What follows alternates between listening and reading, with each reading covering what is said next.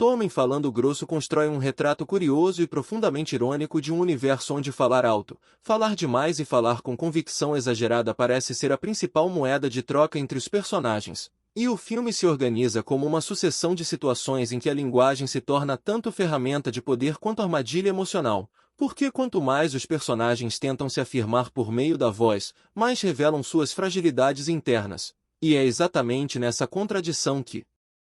reside a força da obra, já que cada cena funciona como um pequeno estudo sobre vaidade, medo e necessidade de reconhecimento, começando pela apresentação do protagonista, cuja postura corporal e entonação de fala deixam claro que ele construiu sua identidade sobre uma imagem de autoridade verbal, alguém que acredita que impor respeito é sinônimo de falar grosso, mesmo quando o conteúdo do discurso é frágil ou repetitivo. E essa escolha narrativa aproxima o espectador de uma realidade muito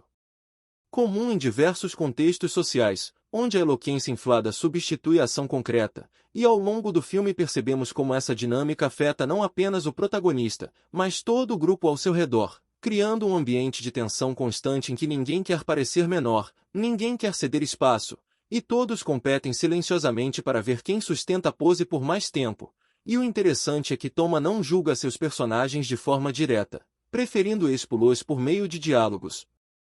longos, cheios de rodeios e afirmações redundantes, que acabam se tornando quase cômicos pela própria insistência, e é impossível não sorrir ao reconhecer nesses personagens traços de pessoas reais, colegas de trabalho, vizinhos ou figuras de autoridade que conhecemos. E essa identificação faz com que o humor do filme funcione não apenas como entretenimento, mas como espelho social, e uma das cenas mais emblemáticas é aquela em que um conflito aparentemente sério se dissolve em uma troca de palavras cada vez mais vazias, até que o silêncio final pesa mais do que tudo que foi dito, mostrando que a fala, quando usada como máscara, acaba revelando o que tenta esconder. E essa cena em particular me remete a uma experiência pessoal em que testemunhei uma discussão intensa que não levou a lugar algum justamente porque ninguém estava disposto a ouvir, apenas a falar, e Toma parece capturar esse fenômeno com precisão quase documental, ao mesmo tempo em que o estiliza para fins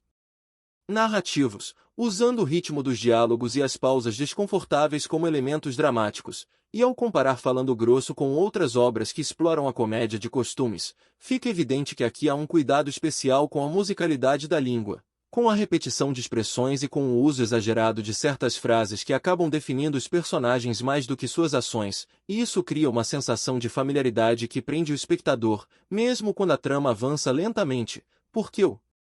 verdadeiro movimento do filme não está nos acontecimentos externos, mas nas pequenas mudanças internas, nas rachaduras que surgem na fachada verbal de cada personagem, e à medida que o filme se aproxima do final, essa construção se revela ainda mais eficaz, pois percebemos que falar grosso, no universo de Toma, é muitas vezes um pedido de ajuda disfarçado, uma tentativa desesperada de manter o controle em um mundo que insiste em escapar, e essa leitura torna o filme mais humano e menos